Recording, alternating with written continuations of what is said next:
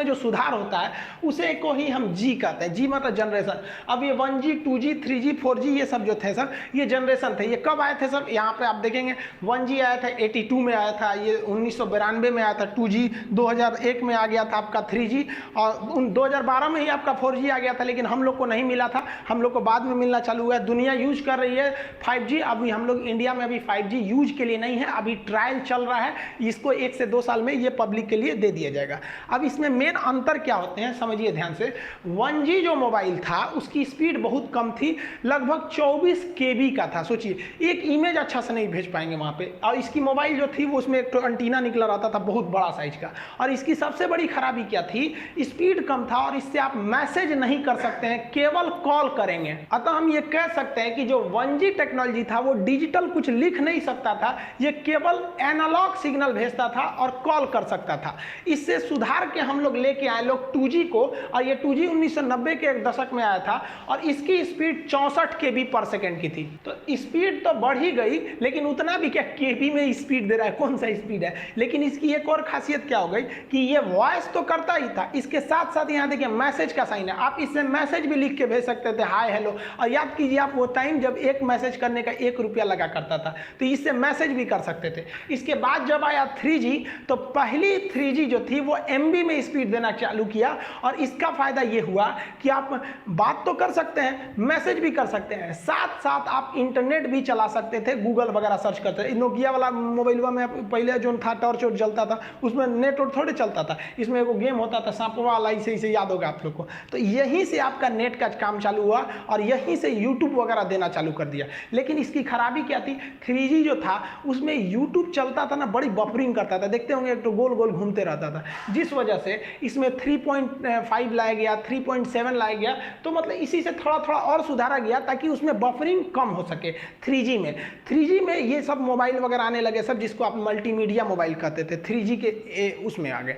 अब उसके बाद जब मेन लॉन्च हुआ 2009-10 के पास आपका 4G का जो मेन प्रोटोकॉल चालू हुआ, तब इसमें क्या हुआ, 100 Mbps का स्पीड आपको मिलना चालू हो गया, और यहीं से आप वीडियो कॉलिंग चालू किए थे। इधर आपका वीडियो कॉलिंग, आपका जो वो मल्टीमीडिया मोबाइल था उसमें वीडियो कॉलिंग नहीं किए होंगे, तो ये फैसिलिटी दे दिया 4G आपको वीडियो कॉलिंग का। आज जितना भी मोबाइल वगैरह देख रहे हैं लोग वो 4G है, कई तो 5G भी मोबाइलें आ गई हैं, हालांकि 5G बहुत जल्दी हम लोग को सर्विस मिलेगा।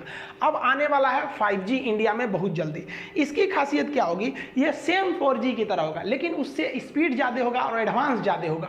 ये मोबाइल के साथ साथ दूसरे चीज़ को कनेक्ट कर देगा। आप अपने कार को अपने मोबाइल से कनेक्ट कर दीजिएगा ना, तो जैसे यहाँ मोबाइल में घुमाइए, उधर कार घूम रहा है, फ्रिज को कनेक्ट कर दीजिए 5G, तो फ्रिज में भी 5G टेक्नोलॉजी होना चाहिए। और दरवाजा खोलना है तो यहीं से खोल दीजिए, इन्वर्टर बंद करना है यहीं से कर दीजिए। आप पता चले आप मान लीजिए गए हैं दिल्ली, आपका घर है चेन्नई में, आप भूल गए कि इन्वर्टर तो बंदे नहीं किए, तो 5G टेक्नोलॉजी रहेगा ना, तो वहीं से ऑफ कर दीजिएगा तो वो ऑफ हो जाएगा। बल्ब वगैरह जला सकते हैं, बुझा सकते हैं, तो वो सब ऐसा नहीं है कि केवल मोबाइल 5G हो जाएगा, घर में आपका 5G है ये नहीं है तो नहीं होगा, उसमें भी टेक्नोलॉजी बढ़ानी पड़ेगी। तो आज के समय 5G की ओर जा रहा है, लेकिन हम लोग वर्तमान में 4G यूज कर रहे हैं, और एक काफ़ी लंबे समय तक 4G यूज करेंगे। लेकिन 4G भी अचानक से डेवलप नहीं हुआ, 4G की जितनी रिक्वायरमेंट थी उतना कोई भी कंपनी पूरी नहीं कर पा रही थी।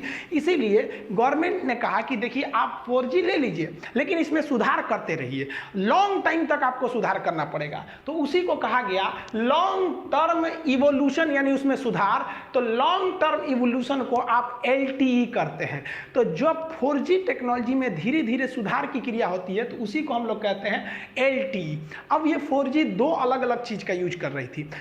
इंटरनेट चलाने के लिए डाटा भेज रही थी, वो ऑप्टिकल फाइबर के थ्रू भेज रही थी बहुत तेज स्पीड में, और जो वॉइस था ना बात करने के लिए, उसके लिए वो रेडियो फ्रीक्वेंसी का यूज करती थी RF। रेडियो फ्रीक्वेंसी में डिस्टर्बेंस बड़ी ज़्यादा होता है। तो 4G जब लाया गया तो LTE लाया गया क्योंकि इसमें सुधार की ज़रूरत थी।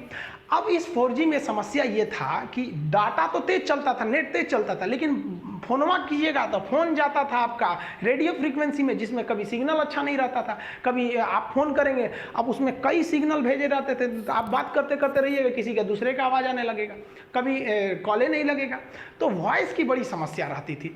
तो कंपनियों ने सोचा कि भाई आप जियो भी लिए होंगे ना शुरुआत में, तो 6 बार फोन कीजिएगा तो 1 बार लगता था। शुरुआत में जब जियो आया था तो लगता ही नहीं था फोन। रीजन क्या था कि 4G का डाटा स्पीड तो ठीक था, लेकिन जो वॉइस भेजता था ना वो क्या करता करता था वो रेडियो फ्रीक्वेंसी पे भेज देता था।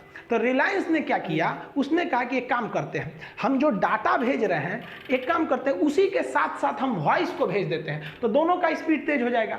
तो उसने इस LTE में वॉइस भी जोड़ दिया, तो उसी को कहा गया वॉइस ओवर LTE। तो LTE का तो पहले पता है, बस उसमें वॉइस ओवर जोड़ देंगे तो वोल्टी हो गया। तो रिलायंस जब लाया था शुरुआत में जियो को तो LTE लाया था, तो बड़ी उसकी कॉलिंग की समस्या थी। तब क्या किया, 1 साल बाद उसने वोल्टी ला दिया। अब इसमें कॉलिंग समस्या नहीं, जहां से नेट जा रहा है वहीं से आपका वॉइस को भेज दे रहा है। और ये क्या करता है, वॉइस को प्रेफरेंस ज़्यादा देता है।